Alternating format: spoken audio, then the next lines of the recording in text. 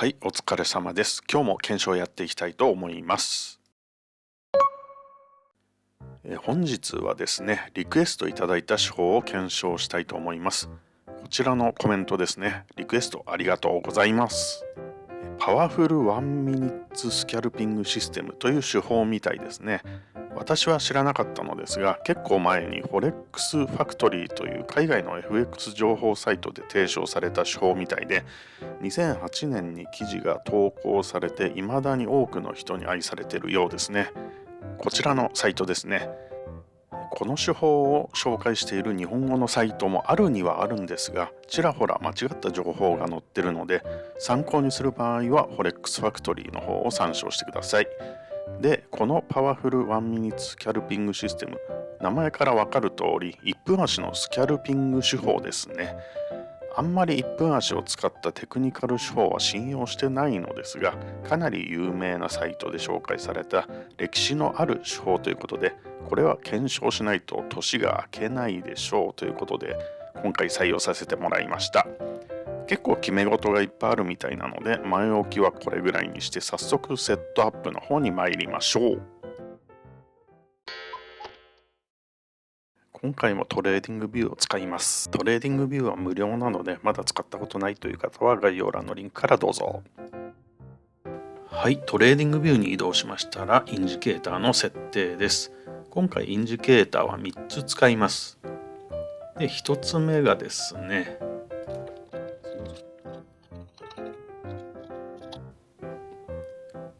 こちらですね、スムーズの平均足キャンドル V1。これをクリックします。で、パラメータは、このまま使うんですが、スタイルで平均足の色だけ見れればいいので、ひげが邪魔なので、消してしまいましょう。これで OK です。はい、2つ目は、RSI ですね。はい。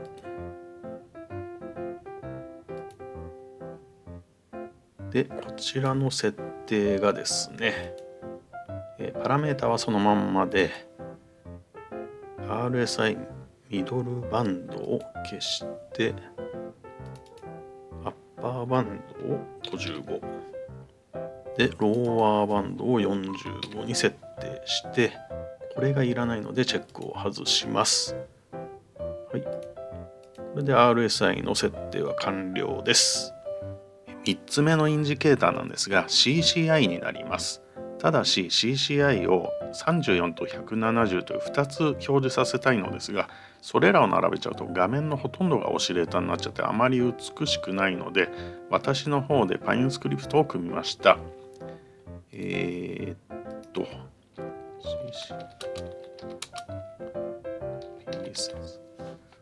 ちら CCI for PSS というインジケーターですね。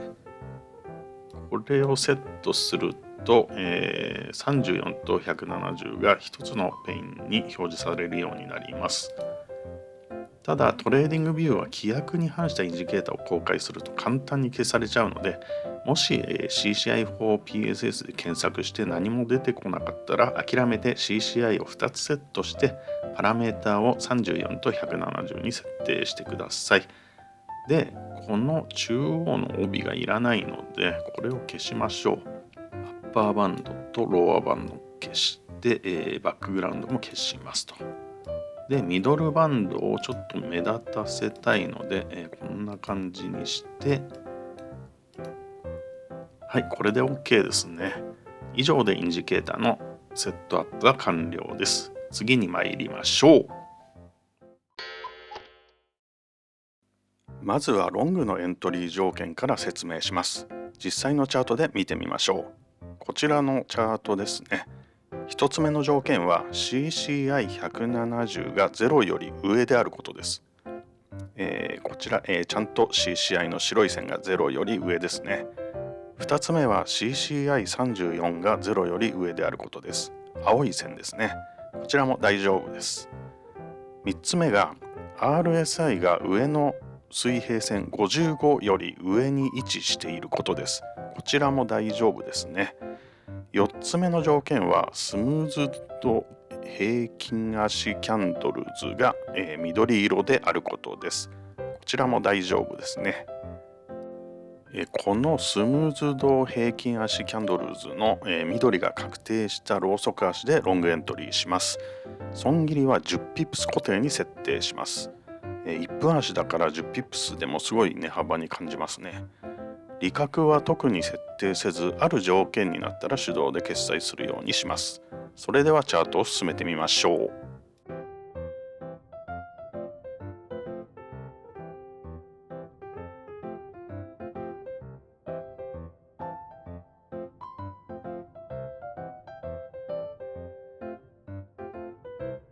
はい、ここで CCI の青い線34ですねが、0に達しました。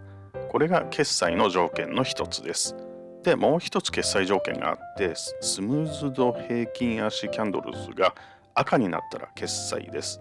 どちらかというと CCI34 が0に達することの方が多いので、 CCI 以外にも決済条件があったなぐらいに覚えておけば良いです。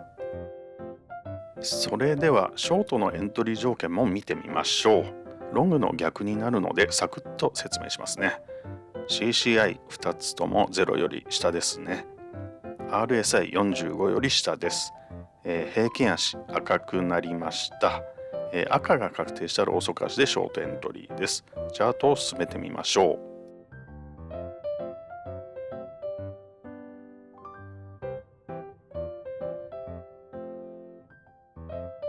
CCI34 が0に達したので、ここで決済となります。エントリー条件は以上ですが、他にもいくつか決まり事があるので説明します。トレードする時間帯に関してなんですが、アメリカ東部時間で、AM3 時から AM11 時の間にトレードしなさいとのことです。これを日本時間に直すと17時から、深夜の1時なんですね。つまり出来高が低くてトレンドができにくい東京時間は避けて、出来高が高いロンドン時間にやりなさいということです。これは兼業の人にはうってつけですし、理にかなってますね。そしてですね、上位足のトレンドに逆らわないとか、レジスタンスサポートを気にするといった完全にこの手法のみに乗っかってはいけませんよ、裁量面でもきちんと判断しなさいよという注意があります。まとめると、5分足がこういうトレンドだったらこういうところで1分足のサインを見てエントリーするとか、こういったレジスタンスサポートラインがあったら弾かれるのかブレイクするのか決着がつくまで注視する、そういうトレードをしましょうと書かれています。漫然とインジケーターに従ってるだけではダメということですね。一気に難易度が上がったところで早速バックテストに参りましょう。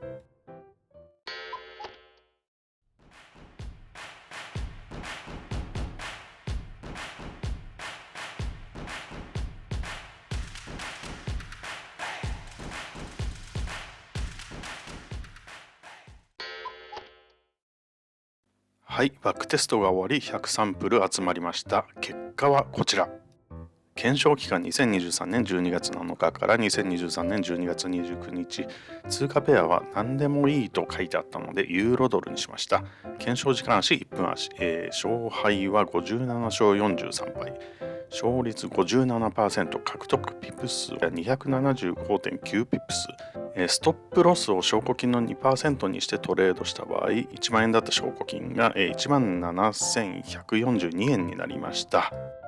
勝率がすごいわけでも獲得ピプ数がすごいわけでもないんですけど、証拠金の伸び率が素晴らしいですね。やってみて分かったんですが、100サンプル中68サンプルがプラスマイナス5ピップス以内で決済されたトレードでした。で、損切り幅が10ピップス設定だったわけなんですが、満額のマイナス10ピップスに到達したトレードはたったの2回でした。一方、10ピップス以上の価値は13回あって、そのうち20ピップス以上の価値は4回でした。つまりトレードの大半はあんまり値幅がない決済ですが、大負けを抑えつつ勝てるところは伸ばすという結構理想的な手法だなという印象を受けましたね。それと打足といえば打足なんですが、こういう感じのところで勝ちやすかったというポイントがあったので共有したいと思います。このチャートですね、バックテストではこちらでショートエントリーしたんですが、RSI を見るとダイバージェンスが発生しています。ダイバージェンスというのは、ローソク足は高値が切り上がっているのに、オシレーターは高値が切り下がっているという現象です。こちら5分足に移動しました。このダイバージェンスが上位足の調整のタイミングで出ると狙いの方向に進んでそこそこ良い結果が得られたなという印象です。もしこの手法を検証される方は参考になさってください。そうは言ってもですね、バックテスト前にも言いましたが、かなり裁量部分が多くて、その辺に自信がない方にとっては難しいかなとも思ってます。ただ検証を重ねて裁量部分を鍛えれば強力な武器になる手法であるとも思います。もし興味のある方はバックテストをしてみてはいかがでしょうか。はい、というわけで今回の検証は以上となります。